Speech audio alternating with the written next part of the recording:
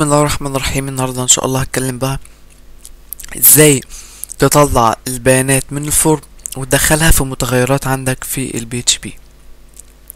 انت عندك يا اما بتستخدم الميثود بوست او جيت زي ما كنت شرحت قبل كده. عندك يا بتستخدم ميثود بوست يا جيت في الفورم. طبعا الفورم ده بالشكل ده،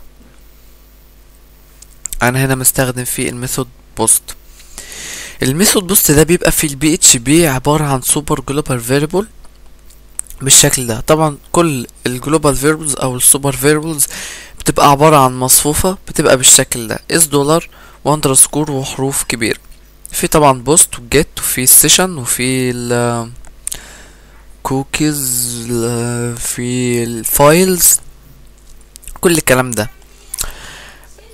في طبعا ريكوست الى اخره. ما علينا دلوقتي. انت اهم حاجة عندك في الفورم نوع الميثود. عندك هنا نوع الميثود بوست، يبقى هتطلع البيانات عن طريق الجلوبال فيربل اللي هو بوست. طيب اهم حاجة في الانبوتس النيم، لان النيم ده هيبقى عبارة عن الكي بتاع المصفوفة اللي هتقدر توصل عن طريقه للقيمة اللي في الانبوت. يعني لو عايز اطلع القيمة نيم اللي دخلها المستخدم او اليوزر نيم، هنا هخلي هنا النيم يوزر نيم. لو عايز اطلع القيمة اللي اتدخلت في الانبوت ده، هعمل ايه؟ هقوم عامل متغير هسميه مثلا يوزر نيم بالشكل ده، واقوم عامل يساوي بوست. بس بوست ده عبارة عن مصفوفة. طيب الكي بتاعها ايه؟ الكي بتاعها اللي هو النيم، خاصية النيم في الانبوت. النيم هنا يوزر نيم، اقوم عامل كده بالشكل ده كده. يبقى هنا انا دخلت القيمة اللي دخلها المستخدم في اليوزر نيم في المتغير اسمه يوزر نيم. طيب بالنسبة للباسورد عادي، هقوم عامل متغير عادي سميه باسورد، واقوم عامل بوست. هنا النيم ايه؟ باسورد، اقوم عامل هنا باسورد بالشكل ده كده. يبقى انا البيانات اللي دخلها المستخدم في الفورم دخلتها في البي اتش بي. طب لو كان الميثود جيت كده بالشكل ده، واقوم اغير كلمة بوست دي خليها جيت. مفيش اي مشاكل، يبقى هنا كده وصلت لها. ده طبعا سوبر جلوبال فيربل.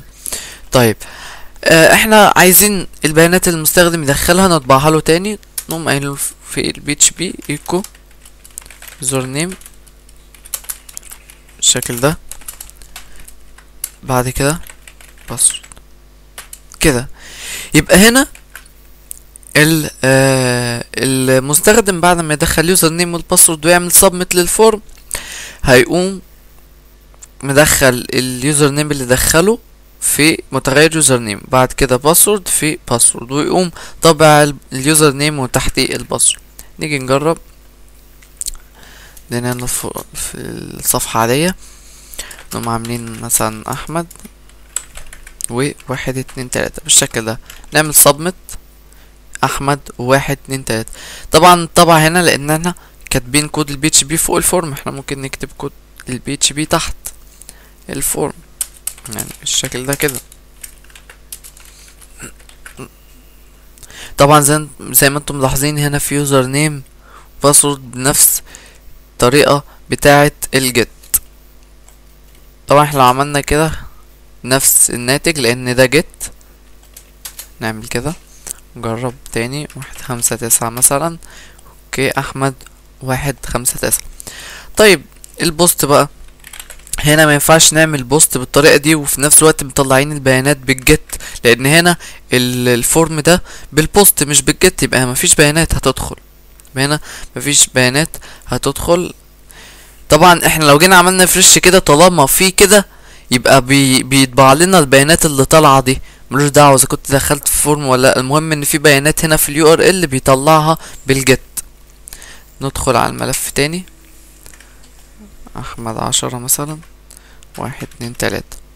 نعمل سبميت طبعا بوست تمام، ما طبعلناش حاجة لاننا استخدمنا الجيت مش البوست، انما هنا مفيش حاجة في اليو ار ال عشان يطلع بالجيت، فلازم نعمل بالبوست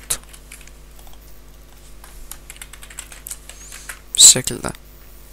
نجرب احمد 1 2 3. تمام، احمد 1 2 3. يبقى كده عرفنا ازاي نطلع البيانات من الفورم وندخلها في البي اتش بي.